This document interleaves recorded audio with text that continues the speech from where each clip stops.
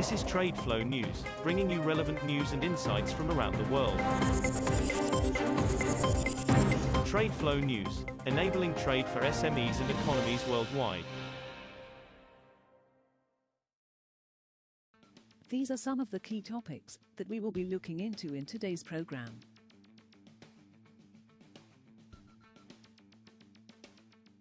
First, let's take a look at the overnight headlines which are impacting the commodity markets. The Group of Seven Nations, G7, is looking at a price cap on Russian seaborne oil in the range of $65–70 per barrel, a European Union diplomat said on Wednesday. Ambassadors from the 27 EU countries are discussing the G7 proposal with the aim of reaching a common position by the end of the day. Views in the EU are split, with some pushing for a much lower price cap and others arguing for a higher one. The G7, including the United States, as well as the whole of the European Union and Australia, are slated to implement the price cap on seaborne exports of Russian oil on December 5. Oil prices fell more than 4% on Wednesday as the Group of Seven, G7 nations looked at a price cap on Russian oil above where it is currently trading and as gasoline inventories in the United States built by more than analysts expected. Brent futures for January delivery fell $3.67 to $84.69 a barrel, a 4.2% loss, by 11:07 a.m. Eastern Time, 16:07 Greenwich Mean Time. U.S. crude fell $3.56, or 4.4%, to $77.39 per barrel. Both contracts had risen by over $1 per barrel earlier in the session.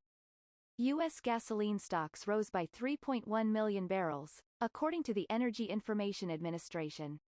Analysts had estimated a build of 383,000 barrels. Moving on to the top news in the energy sector. The 27 European Union countries disagreed on Wednesday over a proposal by the bloc's executive to cap future gas prices at €275 per megawatt-hour, MWH, a plan that has swiftly drawn criticism from both backers and opponents. After months of infighting in the bloc, the Executive European Commission proposed the cap ahead of a meeting of EU energy ministers on Thursday on the bloc's latest emergency measures to alleviate an energy crisis as winter looms. It would kick in if the front-month price on the Dutch gas exchange tidal transfer facility, TTF, exceeds €275 per megawatt-hour for 2 weeks and if, at the same time, the prices are €58 higher than a liquefied natural gas, LNG, global reference price for 10 consecutive trading days. The German government plans to introduce a special levy to skim off 33% of windfall profits made by oil, coal and gas companies, which could generate revenue of between €1 and €3 billion, finance ministry sources told Reuters. The levy, called EU Energy Crisis Contribution, would affect a low double-digit number of companies, targeting their 2022 and 2023 profits, and would be implemented by the end of 2022, the sources added. Germany has been in talks over the levy at the European Union level and has examined several ways to implement the tax, the sources said, adding that the chosen instrument has the least legal risks. Next, we have the top news in metal markets. Demand from Europe and the United States has become a key driver of global metal prices, along with that from China, as a rise in electrification in those regions boosts appetite for metals, Trafigura's executive chairman said at a summit in Singapore. Jeremy Weir told the Featuring Commodities Asia Summit on Wednesday that prices had previously been mainly driven by Chinese demand, which accounts for about half of the world's metals consumption.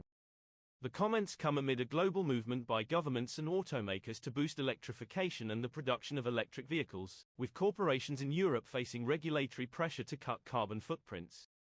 Dalian iron ore futures extended their losses for a third straight session on Wednesday, as worries over rising COVID-19 cases in top steelmaker China weighed on market sentiment.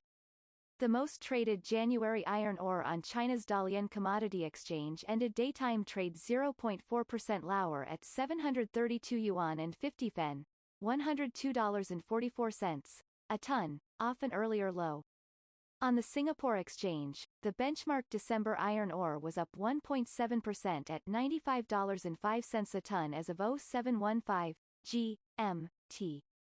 We will now look at the top news in the agricultural. Brazilian corn exports could jump exponentially next year if farmers harvest a full crop and Chinese demand is strong, Brazil's National Association of Grain Exporters said on Tuesday. Brazil is poised to export 40 million tons to 50 million tons of corn next year, boosted by a new trade protocol with China and a potential bumper crop, said Sergio Mendes, Director General of the group, known as ANIC, in an interview. Brazil could export as much as 5 million tons of corn to China alone in 2023, making it a key supplier to the country alongside the United States. China's import demand is 18 million tons for the 2022-2023 cycle, according to the U.S. Department of Agriculture. That is all for today's news on commodity markets. Stay tuned to TradeFlow News as we continue to provide you with more updates. We also invite you to follow us on Twitter at TradeFlow News, which allows you to watch our program on your mobile device or desktop to receive information from there.